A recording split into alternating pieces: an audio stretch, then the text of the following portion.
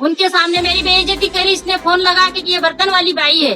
तो तेरे को मैंने जब लोगों के यहाँ बर्तन मान के पढ़ाया लिखाया, जब बाई नहीं थी और जब मैं एक बच्चे की माँ नहीं थी, और अब तो अधिकारी बनने के बाद में एक बच्चे की माँ हो गई और अनपढ़ हूँ और बर्तन वाली बाई हूँ। कमर्शियल टैक्स अफसर बना तो कर ली दूसरी शादी। पहली पत्नी ने बर्तन मांज कर जुटाए थे रुपए।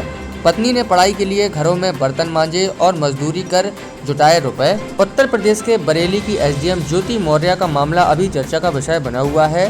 ज्योति मौर्य ने एसडीएम बनने के बाद पति को छोड़ दिया। पति आलोक मौर्य का दावा है कि किसी अफसर के साथ रिलेशन में आ गई। ऐसा ही मामला देवास से सामने आया है, लेकिन यहाँ पीड़ित पति नहीं बल्कि पत्नी है। पत्नी ने पति को पढ़ाने के लिए घरों में बर्तन मांजे और मजदूरी कर रुपए जुटाए, लेकिन जब पति कमर्शियल टैक्स अफसर बन गया तो दूसरी महिला से शादी कर ली। पति और दोनों पत्नियां आदिवासी समुदाय की हैं। देवास जिले के बागली क्षेत्र में आर्या निकी निवासी ममता का ग्राम कोठरी तहसील जोबट जिला अलीराजपुर निवासी कमरू हटीले पुत्र नगर सिंह के प्रेम प्रसंग था। जून 2015 में दोनों ने कोर्ट मैरिज की। कमरू स्नातक उत्तीर्ण था, लेकिन उसके पास नौकरी या रोजगार की कोई व्यवस्था नहीं थी। ममता ने उसे प्रतियोगी परीक्षा की तैयारी के लिए कहा। कमरू ने प्रतियोगिता परीक्षाओं के फॉर्म और किताबों आदि पर खर्च होने वाली राशि की बात कही तो ममता ने यह जिम्मा उठाया। ममता ने दूसरों के घरों में साफ सफाई की, बर्तन मांजे और दुकानों पर काम कर पति के लिए किताबें नोट्स मंगवाए, जिससे वह प्रतियोगी परीक्षाओं की तैयारी कर सके। आखिरकार 2019-20 में कमरू को सफलता मिली और कमर्शियल टैक्स ऑफिसर के पद पर उसका चयन हुआ। रतलाम जिले में उसकी पोस्टिंग हुई। इसके बीच वह जोबट निवासी युवती के संपर्क में आ गया तो ममता को मायके भेज उसके साथ रहने लगा। ममता का कहना है कि उसके पहले पति का निधन हो गया था, उसके बाद वह कमरू के संपर्क में आई थी। करीब 6 साल दोनों साथ रहे।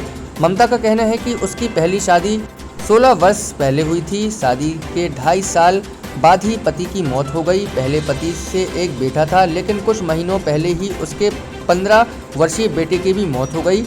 कमरू ससुराल पक्ष में रिश्ते में लगता था। ससुराल में रहते हुए पति के निधन के बाद प्रेम प्रसंग हो गया था। कमरू उस समय पढ़ाई करता था। कमरू को पढ़ाई के लिए खूब मेहनत की थी, लेकिन नौकरी लगने के बाद बदल गया। उसने दूसरी शादी कर ली।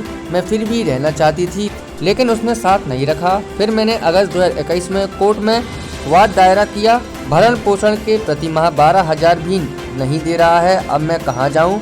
मुझे न्याय चाहिए। ममता के वकील सूर्य प्रकाश गुप्ता का कहना है कि बागली में दायरा वाद की सुनवाई के दौरान पति ने कोर्ट में स्वीकार किया था कि ममता मेरी पत्नी है और इसे साथ रखूंगा। नहीं रखने पर 12,000 रुपये प्रति माह देने की बात भी कही थी, लेकिन अब वह इससे भी इनकार करने लगा है। मामले की अगली तारीख 22 जुलाई लगी है। इस पूरे मामलों में कमरू से मोबाइल फ़ोन पर संपर्क करने की कोशिश की, लेकिन उसने फ़ोन नहीं उठाया। सर ऐसा है कि वो जैसे मेरे ससुराल पक्ष में थी, मैं मेरे ससुराल में रहती थी, तो ये मेरे बुआ सास का लड़का और ये दोनों पढ़ने आए थे मेरे पास वहाँ मेरे ससुराल में पढ़ने आने के बाद ये रहे 2-3 महीने रहे। उसके बाद ये मेरे पास भी रहे। उसके बाद इन्होंने मेरे को बहलाया फुसलाया। उसके बाद उसने इनके झांसे में लिया। उसके बाद बोला कि मैं तेरे को रखूंगा, मैं तेरे से शादी करूंगा, ये वो पढ़ने लिखने के लिए मेरे को पैसे देना, ऐसा वैसा करके मेरे को बोला। फिर ऐसे धीरे धीरे करके मेरी सास को पता चला। मेरी सास ने बोला कि आप इससे संबंध रखती हो तो मैं आपको नहीं रखूंगी। तो ठीक है, फिर मैं इनके साथ चले गई। मम्मी पापा ले आए इनको यहाँ घर पे। मेरे को घर पे लाने के बाद फिर ये यहाँ पे आना जाना करते थे, मेरे घर आना जाना करते थे। मम्मी पापा ने बोला कि आप शादी कर लो। शादी का ये बोले कि अभी नहीं करेंगे, अभी थोड़े दिन बाद करेंगे, अपन रिलेशनशिप में रहेंगे। उसके बाद मैं धार चले गई। धार जाने के बाद एक मैम थी, मैम के यहाँ मैंने काम करा। उनके यहाँ झाड़ू पोछा बर्तन खाना बनाना सब काम करा। वो उनका नाम है ज्योति डॉक्टर निगोसकर सरनेम वो लगाते हैं, और वो महिला सशक्तिकरण के अध्यक्ष है और अभी भी है वो।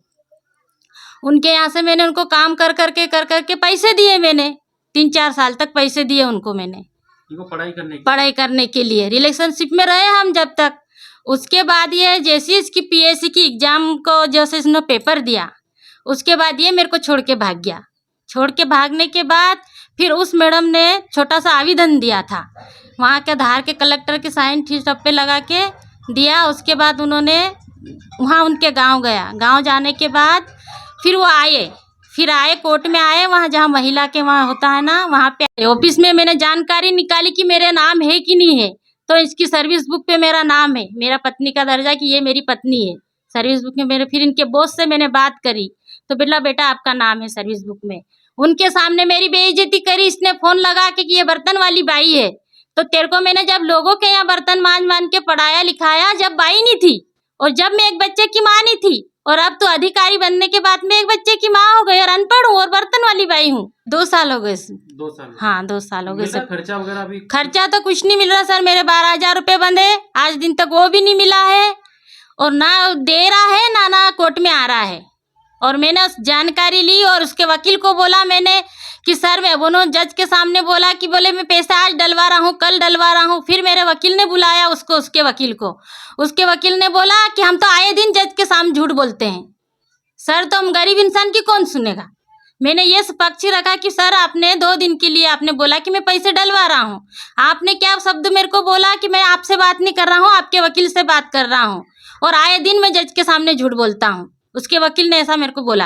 अभी कैसे क्या दिनचर्या चल रही है आपकी? बहुत मेरी स्थिति खराब है सर, मेरा बच्चा शांत हो गया जब से मैं कर्जा करके मैं वहाँ गई, ना मकान है, किराए से जहाँ भी मेहनत मजदूरी मिलती है वहाँ चले जाती हूँ काम करने के लिए, किरसानी काम करने के लिए चले जाती हूँ, एक टिफिन वगैरह का काम चलाती हूँ तो टिफिन वगैरह आ जाते हैं सर 1-2 तो वो बना देती हूँ और कोई रसोई का काम चलता है उसके साथ चले जाती हूँ सर। मेरा पेट गुजारा कैसे करूँ, रूम किराया देना, माँ बाप भी बेचारे गरीब है उनका भी सहयोग नहीं मिलता मेरे को, भाई बहन भी गरीब है उनका भी सहयोग नहीं मिलता है।